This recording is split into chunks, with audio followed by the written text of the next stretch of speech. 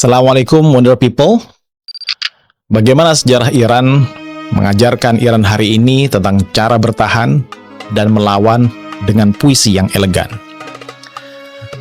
Pertanyaan ini penting karena Iran bukan sekedar negara modern Timur Tengah. Iran adalah sebuah peradaban tua.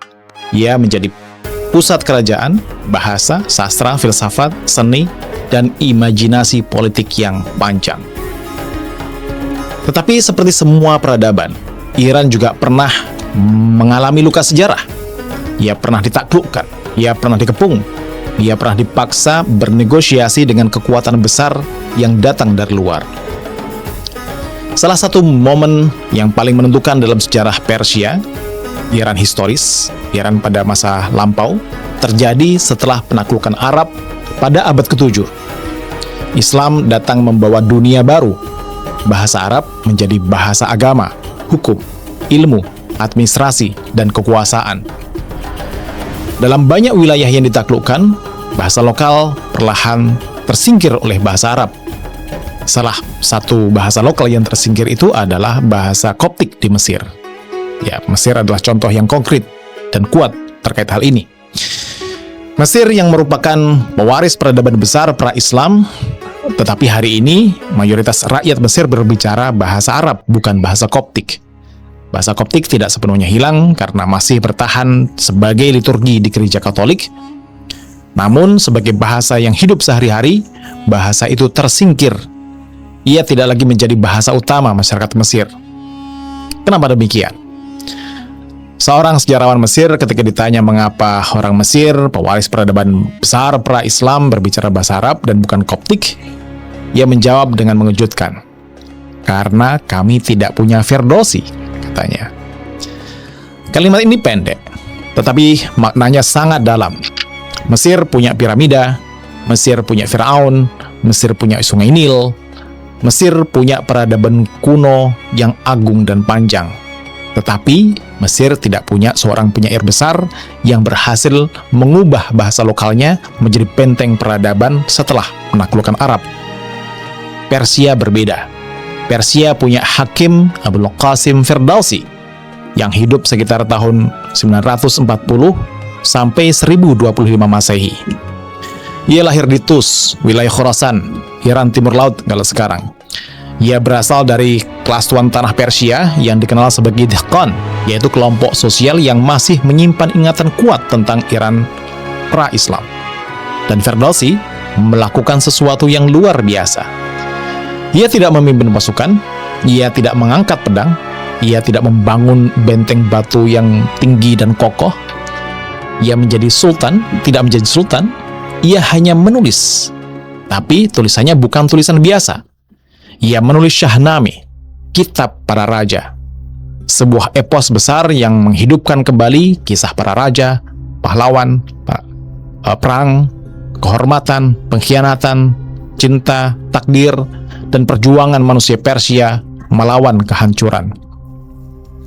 Ferdowsi bekerja selama 35 tahun untuk menyusun dan menyelesaikan Syahnameh. Ia hidup pada masa ketika ada kebangkitan besar tradisi Persia.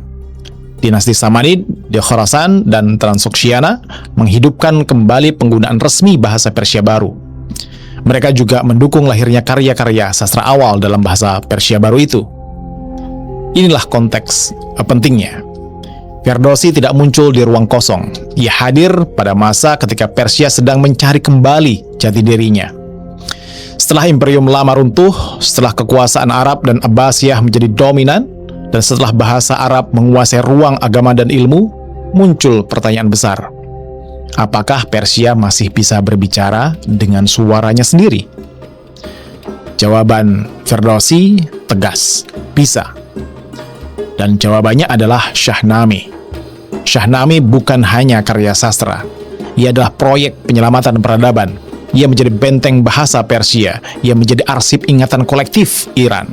Ia menjadi cara sebuah bangsa berkata kepada sejarah, kami belum punah, kami masih bisa berbicara, kami masih mengingat, kami masih punya nama. Disinilah perbedaan besar antara Persia dan banyak bangsa lain yang ditaklukkan. Banyak bangsa kehilangan bahasa lamanya.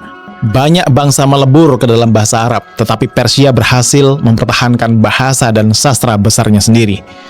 Bukan karena Persia menolak Islam, tidak. Persia justru menjadi salah satu pusat besar peradaban Islam. Persia melahirkan ulama, filosof, penyair, administratur, vizir atau perdana menteri, ilmuwan, dan tradisi intelektual Islam yang sangat panjang dan besar. Tetapi Persia melakukan itu semua tanpa kehilangan bahasa ibunya. Inilah pelajaran pertama dari Ferdowsi. Masuk ke dunia baru tidak berarti harus kehilangan diri. Menerima agama baru tidak berarti harus membunuh bahasa lama. Berubah tidak berarti lenyap. Dalam Syahnameh, kita menemukan bait yang sangat terkenal. Dari khas Iran Kafiron Shovat Konam Balegono Syoron Shovat. Artinya, alangkah sayangnya bila Iran menjadi runtuh, karena keruntuhan itu bisa membuat Iran berubah menjadi sarang singa dan macan. Bait ini bukan sekedar kesedihan, ini adalah teriakan eksistensial. Sebuah bangsa sedang berkata, tanah air tidak boleh hancur. Iran tidak boleh menjadi reruntuhan. Iran tidak boleh menjadi wilayah tanpa jiwa, tanpa bahasa, tanpa hukum, tanpa ingatan, dan tanpa martabat. Dalam bagian lain, ketika rakyat bangkit melawan Zahak, Zahak ini adalah simbol tirani dan imajinasi epik Persia yang ditulis oleh Ferdowsi dalam Syahnameh itu. Syahnameh menggambarkan bagaimana suasana perlawanan yang dipimpin oleh salah satu tokohnya yang bernama Faridun seperti ini. Hamidar Havoye Faridun Bodan Keas Dorat Zahak Parkhun Bodan Nakhohim Bargoh Zahak Ra Mar'an Azihadosh Napakro.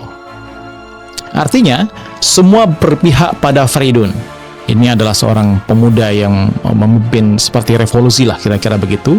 Sebab hati mereka berdarah oleh derita yang disebabkan oleh Zahak, raja yang lalim tadi itu. Kami tidak menghendaki singgasana Zahak, si raja yang berbahu naga yang najis itu. Di sini perlawanan bukan hanya perang fisik. Perlawanan adalah keputusan batin, keputusan untuk menolak tunduk pada tirani, keputusan untuk tidak membiarkan masa depan ditulis oleh kekuatan yang memandang bangsa lain hanya sebagai objek kekuasaan. Maka Syahnameh menjadi perlawanan yang sangat elegan. Ia tidak meledak seperti senjata, ia tidak membakar kota, ia tidak menghancurkan manusia. Tetapi, ia menyelamatkan sesuatu yang lebih dalam dari tembok, istana, bahasa, ingatan, dan jiwa bangsa. Kisah Ferdowsi juga menarik karena ia berhubungan dengan Sultan Mahmud Ghazni. Sultan Mahmud Ghazni ini adalah seorang sultan di dinasti Ghaznawiyah yang pro terhadap Khalifah Abbasiyah di Baghdad. Ferdowsi mempersembahkan versi akhir Syahnameh kepada Sultan Mahmud, penguasa Ghaznawiyah. Namun, hubungan itu penuh ketegangan. Mahmud adalah sultan yang pro khilafah, seorang Sunni militan dan berasal dari Turki, yang menjanjikan semula hadiah emas yang banyak kepada Ferdowsi. Tapi setelah karya itu diselesaikan, hadiah itu tidak sebagaimana yang dijanjikan. Sementara Syahnameh membawa semangat kebesaran Iran lama dengan nuansa anti-Arab, anti-Turk, pro kerajaan Persia, bahkan pro Syiah. Disinilah letak ironi sejarah. Ferdowsi mempersembahkan karya besarnya tadi itu kepada Sultan Mahmud Ghazni. Tetapi yang abadi bukan sultannya. Yang abadi adalah puisi Ferdowsi dalam Syahnamehnya itu. Sultan Mahmud punya istana, Ferdowsi punya kata. Istana bisa runtuh, kata ternyata bisa bertahan beribu-ribu tahun kemudian. Sultan Mahmud hanya punya pasukan, Ferdowsi punya Syahnameh. Pasukan bisa bubar, bisa habis, Syahnameh tetap dibaca. Sekarang, mari kita lompat ke Iran modern. Hari ini, Iran kembali hidup dalam realitas geopolitik yang keras. Ia berada dalam kawasan yang dipenuhi konflik, sanksi, intervensi, pangkalan militer asing, kepentingan Amerika Serikat, serta permusuhan strategis yang terus-menerus dengan Israel. Dalam percakapan internasional, Iran sering digambarkan sebagai ancaman. Tetapi dalam imajinasi politik Iran sendiri, Iran melihat dirinya sebagai bangsa tua yang sedang mempertahankan eksistensi dari tekanan luar. Disinilah analogi dengan Ferdowsi menjadi relevan. Jika pada masa Ferdowsi bahasa Persia menjadi alat pertahanan, maka pada masa Iran modern, teknologi strategis menjadi bahasa pertahanan baru. Drone, rudal, pengayaan uranium, dan dalam narasi Iran bukan sekedar alat teknis.